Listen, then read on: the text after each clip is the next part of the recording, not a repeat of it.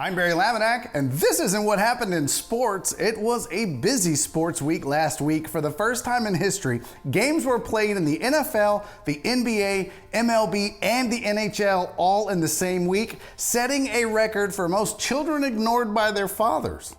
In NFL news, fans jeered players and coaches as they stood locked arm in arm at midfield during a moment of silence before the Texans-Chiefs game as a show of solidarity and support for social justice and racial equality. Chiefs fans booed as a way to let the players know that all the white people in Kansas City were united against this. All you heard was boo, boo, boo, boo, boo. And then Odell Beckham showed up and he was like, "What, boo, boo? Where?" In case you missed it, a lady reported that Odell Beckham Jr. has a scat fetish, to which Cleveland Browns fans responded, "Big deal. We've been eating shit way longer than he has." Chiefs head coach and freezer section door Andy Reid got lots of attention for his face shield last week. That's what's known as a Cajun steamer.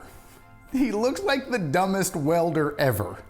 It's like he was a retired transformer, Jumbotron. When asked about the face shield problem, Reid explained he was just trying to see the game from the viewpoint of Texans head coach Bill O'Brien. New Patriots quarterback Cam Newton arrived before the game Sunday, I assume from the Banana Republic. He arrived with plenty of confidence and over 5 times the potassium of other quarterbacks. The Patriots' new favorite quarterback dressed as everyone's least favorite starburst. Wide receiver Demaryius Thomas was in the news when a woman claimed she and her dogs were attacked by his pit bulls. Damn, you know it's getting bad when your players' animals are committing domestic violence. The Rockets' Daniel House was suspended by the NBA mid-series for having a female COVID tester in his room for several hours. Man, NBA players must have great health insurance. I got COVID test in a drive-thru, not even a handy. After the Bucks were knocked out of the playoffs, Giannis Antetokounmpo unfollowed all of his teammates on Instagram, so damn, they got eliminated twice. In other sports news, a Kansas City Royals-Pittsburgh Pirates baseball game was delayed because of an armed standoff between police and fans. Hot dog prices are really getting out of control. Florida State lost their home opener versus Georgia Tech in front of a mostly maskless crowd in Tallahassee. The final score was Florida State 13, COVID-19.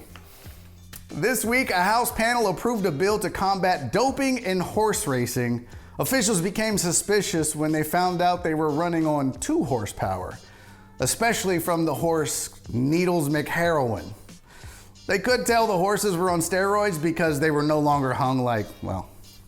And finally, researchers are offering a $1,900 grant for people to do nothing for a long period of time. That's great news for the Rockets, I guess. I'm Barry Laminack. That's not what happened in sports.